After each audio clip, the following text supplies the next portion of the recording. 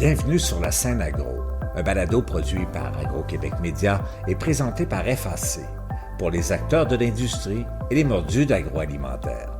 Nous partageons l'actualité, des entrevues exclusives, des dossiers, portraits d'entreprises et plusieurs sujets liés à ce secteur représentant un véritable moteur pour l'économie du Québec.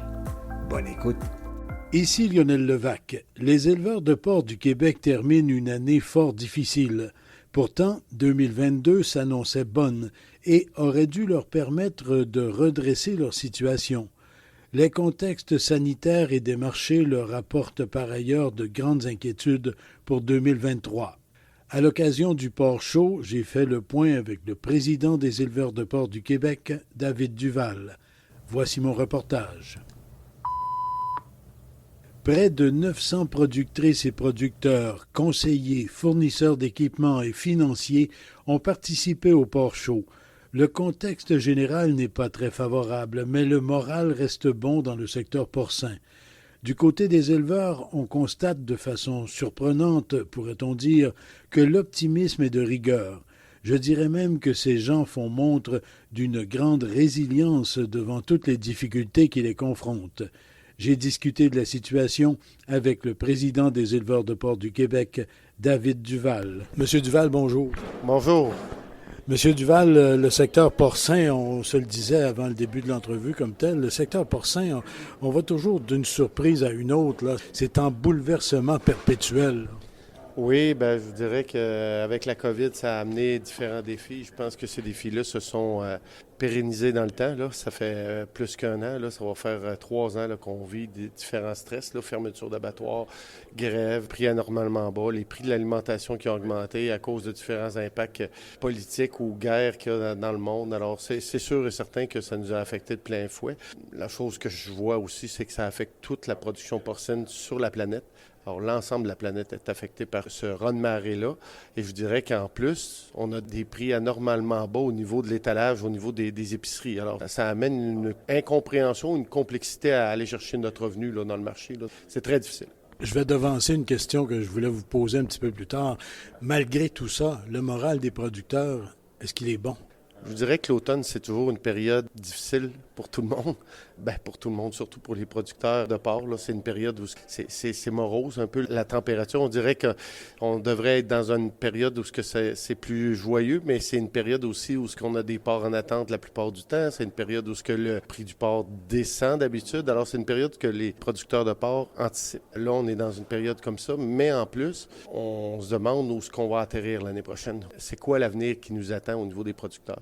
Et c'est sûr que j'essaie de trouver les mots pour réconforter, mais il me manque beaucoup de voyelles dans mes mots là, pour arriver à faire en sorte que ces producteurs-là soient réconfortés. Là. C'est difficile. En termes très clairs, il y a des familles, il y a des producteurs, des productrices pour qui la situation là, est alarmante, là, c'est critique. Hein. Il y a des gens qui le prennent très dur. On regarde au niveau du rabais qu'on a donné toute l'année. On a eu un été quand même favorable au niveau du prix. Le rabais a moins paru. Ça aurait dû être une année exceptionnelle pour les producteurs. Ça leur fait mal parce qu'ils se disent, avec une année comme ça, on aurait dû se renflouer pour des années qui auraient été plus difficiles, comme celles qu'on venait de passer. Malgré ça, c'est ça. Les producteurs voient que ça leur a filé entre les mains. Et en même temps, là, ils se demandent, là, on est en train de revenir avec une assurance stabilisation. Ça faisait longtemps. On est en train de quasiment régler notre déficit au niveau de l'assurance stabilisation. On était vraiment, mettons, des premiers de classe au niveau de l'utilisation des différents programmes. Là.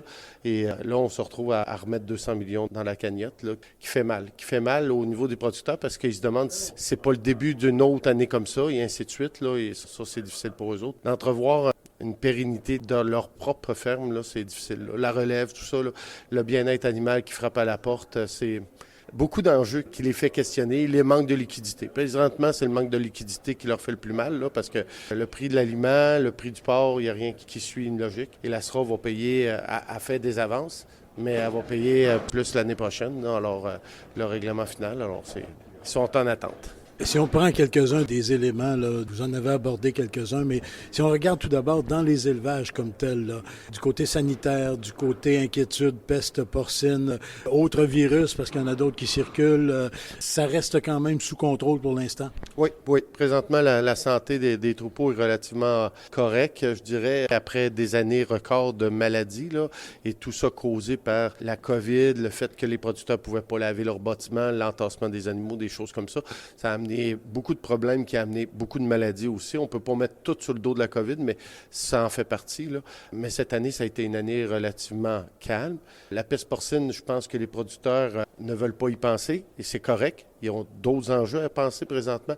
Moi, mon rôle, c'est de préparer justement un plan de gestion du risque de concert avec les gouvernements pour arriver à, si ça arriverait, c'est quoi les mesures qu'on va mettre en place, mais aussi comment on va soutenir nos producteurs dans cette période-là, parce qu'il va y avoir vraiment une période très difficile au niveau des prix, mais aussi du moral là, au niveau des troupes. Alors, il faut que je prépare ça.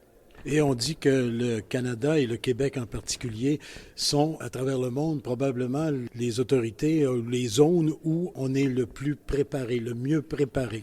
Je dirais que je ne me suis pas comparé nécessairement aux autres. Là, je l'ai entendu moi aussi, là.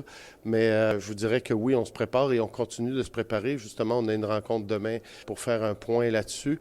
Et on veut déposer d'ici les prochains mois un plan de gestion justement par rapport aux producteurs. Comment la diminution de la production va se faire, dans quel ordre elle va se faire, dans quelle équité va se faire cette diminution-là et comment les producteurs vont pouvoir être compensés par rapport à justement une diminution de production. Alors, on est rendu à cette étape-là. Ça paraît encore une grosse étape. Oui, c'en est une, mais il y a plusieurs étapes avant qui ont été franchies qu'on est capable aujourd'hui de mieux se positionner par rapport à ça. Peut-être quelque chose qui va encourager un peu les gens, c'est que le ministre André Lamontagne de l'Agriculture, des Pêcheries et de l'Alimentation a dit devant le port chaud ici à Québec que l'assurance stabilisation, pas question d'abolir ça, même en période de peste porcine. C'est une excellente nouvelle. C'était un enjeu parce que oui, on entend beaucoup de rumeurs et ça nous faisait peur. Et oui, ça peut faire peur au gouvernement aussi. C'est sûr et certain. Il veut être sûr que le programme de stabilisation va jouer son rôle, mais il va jouer un rôle pour maintenir une production. Quand il y a une peste porcine, là, il va falloir qu'on se prenne en main. Et ça, notre rôle à nous, les éleveurs, c'est de rassurer le gouvernement qu'on a pris en considération ça, mais en même temps que le gouvernement va nous supporter là-dedans parce que c'est sûr qu'on ne peut pas juste compter sur l'aide du gouvernement fédéral. Somme toute, là, c'est une faillite annoncée là, si on attend après ça. Alors, de comprendre que le gouvernement provincial et que M. Lamontagne l'a annoncé publiquement, c'est une excellente nouvelle. La production est limitée maintenant au Québec. On a cessé de croître. On a réduit la production parce que le plus gros acheteur, Olimel, a réduit ses achats, justement.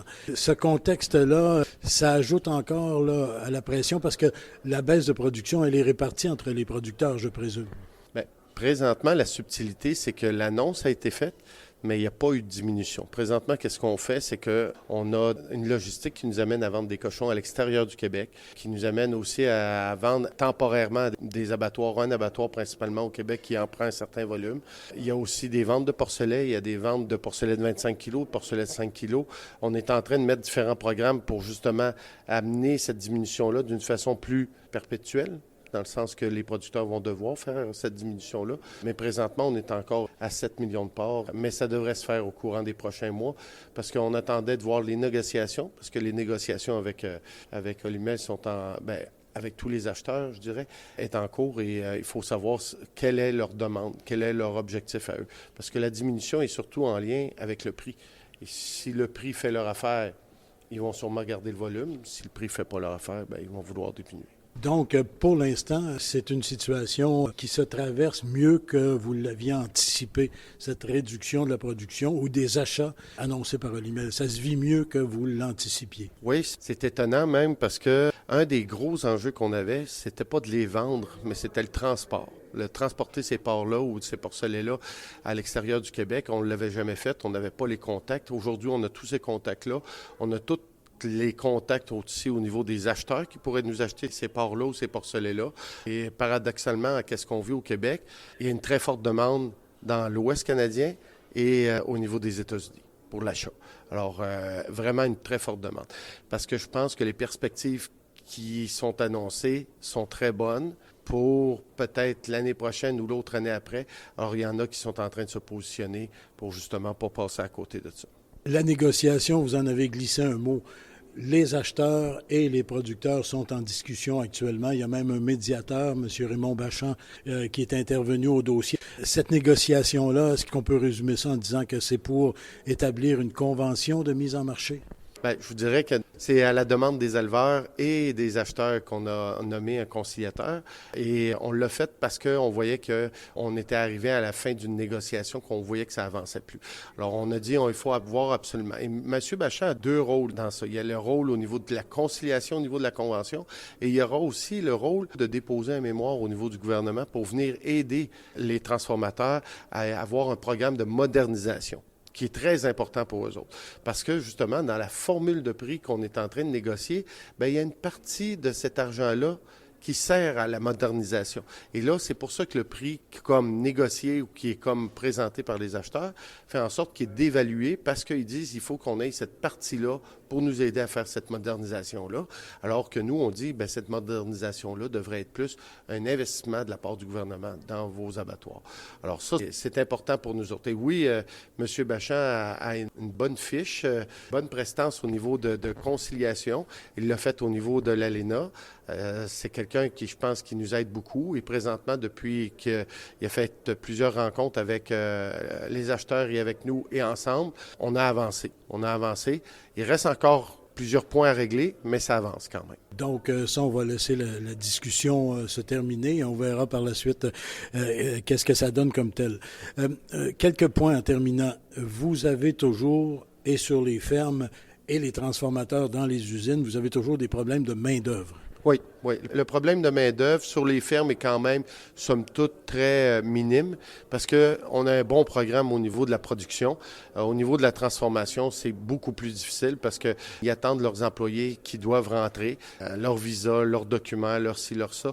Alors, c'est sûr que là, on a vu au moins une lumière au bout du tunnel. On a un échéancier de rentrée d'employés étrangers qui vont venir travailler dans les usines de transformation.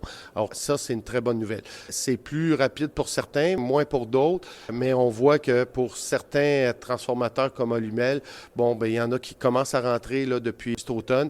Ils vont rentrer beaucoup plus au printemps, le gros groupe, et après ça, ça va s'échelonner pendant le reste de l'année. C'est sûr qu'après ça, c'est de les former, c'est de les loger, c'est de les former. Il y a d'autres enjeux, mais je suis convaincu que ça va déjà être un plus de les avoir au moins sur le sol canadien. Ça va venir apporter un peu d'oxygène dans le système, là. Bien, on veut créer de la valeur ajoutée avec le produit qu'on fait et présentement, on est incapable de le faire. Alors, c'est clair que ça va amener de l'oxygène. Oui, ça va amener de l'oxygène parce qu'on va être capable au moins de maximiser, d'emballer les produits, d'emballer sous vide ces produits-là, de faire des découpes, d'aller chercher, mettons, quelque chose que le consommateur veut et avec une valeur ajoutée, là, ça va amener une bouffée d'air au niveau des transformateurs, c'est clair. Bien, M. David Duval, merci beaucoup. Et puis, comme on se le disait il y a quelques instants, quand la négociation sera terminée, complétée et qu'il y aura entente, on le souhaite, on l'espère, on refera le point pour voir qu'est-ce que ça donne et comment ça peut, j'utilise encore le terme, là, donner encore un peu d'oxygène au système. C'est important de donner de l'oxygène. C'est important de donner une vision pérenne à tous les producteurs. C'est important parce qu'on est la base de cette production-là et c'est important qu'eux autres, ils croient encore.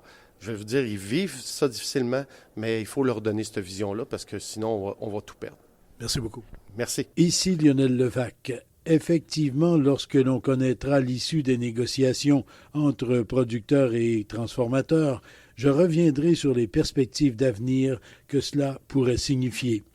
Entre-temps, je vous parlerai tout de même de porc en vous rapportant diverses discussions et présentations de la 9e édition du Porc Show tenu à Québec. Au revoir. Vous avez aimé ce contenu? Suivez la scène agro pour rester à l'affût de l'actualité agroalimentaire. Merci et à bientôt.